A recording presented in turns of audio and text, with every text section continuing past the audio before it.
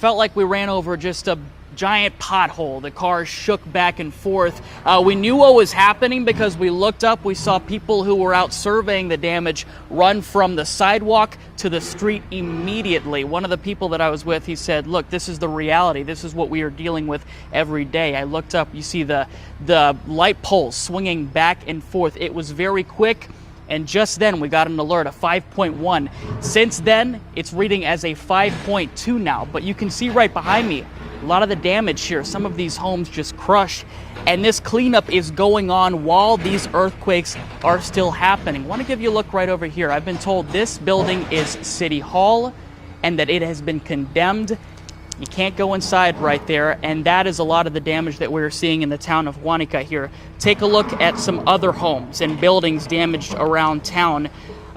We also saw a school here that had the floors just flattened one on top of another, and cars that were smashed right underneath the home. We also stopped by a library that is in town. It still holds books, but right now it's also holding supplies. People coming in, getting what they desperately need to make it through the day. And the consequences of that earthquake, they also extend into the economy of the city. We have seen a lot of closed businesses here. We spoke with one business owner today who is closing up shop. He is getting out of business because there just isn't money, they're telling me, flowing into this area. So their concerns for the future of the city is that they don't want it to, but that it could become a ghost town because of these earthquakes that are happening, guys. We've actually felt a few more earthquakes. Really, just about an hour ago, we felt another one that happened very quick. That is what people on this island, in this city, have been living through for at least 2 weeks now. This used to be a community library. It is still a community library. But where books once were are now supplies of desperately needed items. The concept is people come and we ask them, what do you need? Edgardo Cruz Velez is from Guanica. For now, he spends time gathering supplies and seeing what help he can provide.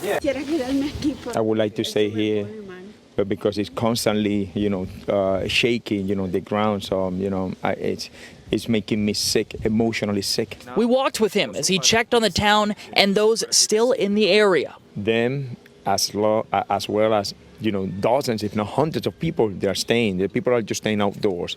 This is the new normal for those in Guanica. They're living in tents outside. These are people that are afraid of going back to their houses because they, and rightfully so, they believe that the roof of that house is going to fall over their head, that the house is going to collapse. And they don't know when they'll be able to return as the earthquakes keep happening. You saw them running, and so we're used to. As Ed showed us other spots in town, we felt a strong 5.2 earthquake. People surveying a nearby building ran into the streets. This is their new life. This is their new life. Let me tell you what they need. Well, first of all, they need counseling. In terms of material things, what we need are things like if you are going camping for 2 weeks, for 2 months, or for a year. And we've spoken to some people with some Central Florida ties, including a man who lives in this town. Take a look at the damage at this historic, beautiful, more than 100 years old church. And right over here, this is the house of a man who used to work in Orlando. His name is Celio. He told me what that earthquake was like. And he also spoke to me about the good memories in this square. But he also told me about how the earthquakes have completely disrupted their lives.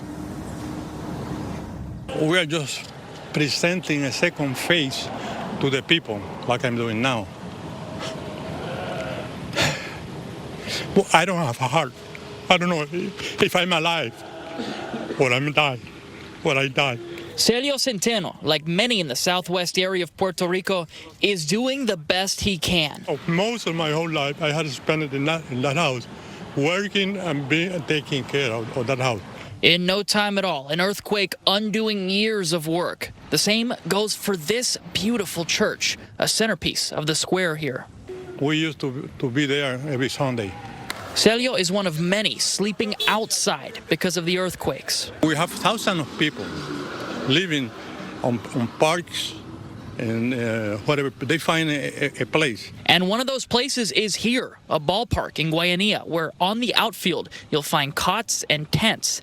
Some, like this mother and son, have done this for more than a week. Those here do it because either their homes have been damaged or they feel safe. Here, I'm safe, even though you're not safe in any place, but I'm here more safe than other place. And so they receive help from people like Santiago Torres as the earthquakes keep happening. Well, for all the people in Central Florida, all the help that they can send, it will be welcome to do it.